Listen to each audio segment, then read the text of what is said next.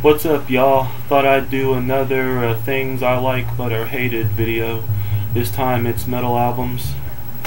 First up is Motley Crue's self-titled 1994 album, and this was the first one and only album to have John Corabi, and this went in kind of a harder edge direction than the other albums, and of course this was when they fired Vince Neil.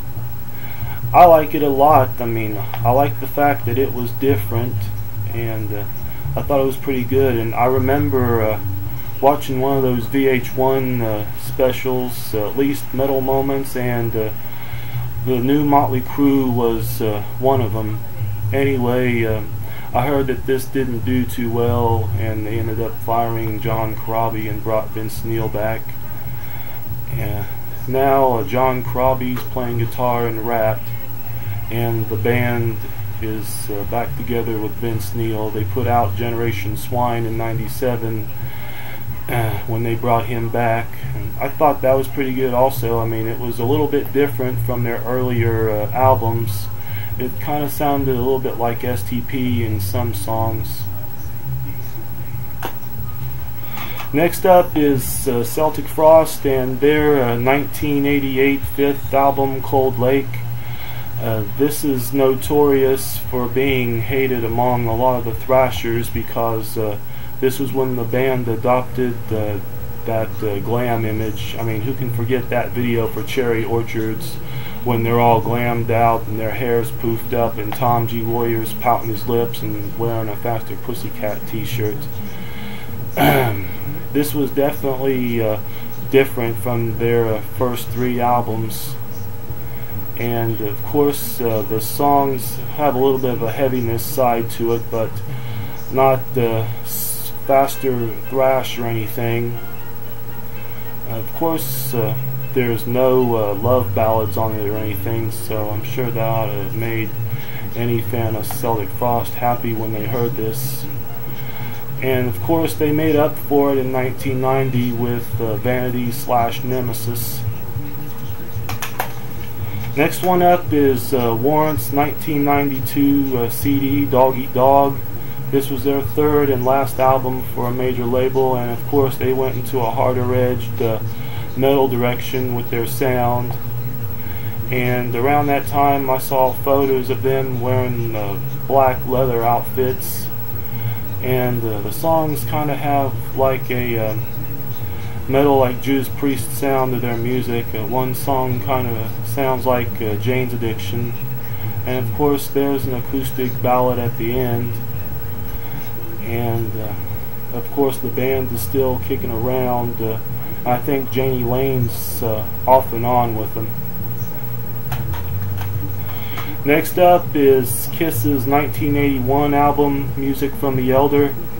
This told a story. I think it's about a boy chosen to be a warrior or something. I haven't really paid that much attention to it. I mean, it's not their best one. I mean, some of the songs are pretty good, like The Oath and I and World Without Heroes, but some I just don't care too much for. Plus there's like narrative interludes between some of the songs. And some like it and some hate it. And this was the first album to feature Eric Carr. And I heard that Ace Frehley hated the album also. Next up is Rob Halford and the only CD that he put out with his band too. This is called Voyeurs. It went into more of a industrial metal, 9 Inch Nails type sound, and this has got John Five playing guitar, who would later play guitar in Marilyn Manson and Rob Zombie. I'm sure this turned off a lot of Judas Priest fans, and around that time they had a new singer in Tim Ripper Owens when they put out Jugulator. Next up is the fifth album from Danzig. This is Black Acid Devil. This was the first and only album that they put out on another major label. They had 4 albums on Rick Rubin's label. This went more into like an industrial metal type sound. I looking back on it, it should have been called 9-inch Danzig in Chains, because that's exactly what it sounds like. I mean, although I do like it a lot. I'm not really crazy about their cover of Black Sabbath's Hand of Doom. I just think it's really bad that they don't finish up the whole song. And I heard that Jerry Cantrell plays guitar on it. Anyway, this is out of print now, and I heard that it came out years ago with bonus tracks, but for some reason it's now out of print. Next up, I don't know if there are any haters for this, but I like this a lot. This is, of course, Overkill's 1993 album, I Hear Black. They went into more of a stoner rock metal type sound on this, and of course they made up for it the next year with WFO. Around that same time, Testament put out The Ritual, and it was kind of like a mainstream metal type sound, and then of course they made up with it with Low. Next up is Megadeth with Countdown to Extinction. This was the first album that they put out that had kind of like a mainstream metal type sound, and there was some little bit of some heavy riffs in it. And of course this is the first of 4 albums that they put out in the 90s when they were on a major label that didn't have Vic Rattlehead on the cover. This is Metallica's 1991 album, simply called, well, it's also known as the Black Album. It's just called Metallica. This put them on the map back in the early 90s, and this was like the first album to be produced by Bob Rock, who also did Motley Crue and Bon Jovi's albums, and he did the next 2, Load and Reload and Sane Anger. Anyway, I like the songs on here. I'm not really crazy about Nothing Else Matters. I'm sure a lot of thrash metal heads got turned off because it didn't go faster or anything. And over the years, back in the 90s, they went up and down for me. I mean, they put out Load and Reload, and they had a very bad song each on both of those, meaning those 2 acoustic songs. I mean, they were great, the hard rock metal albums. I mean, that's all they were.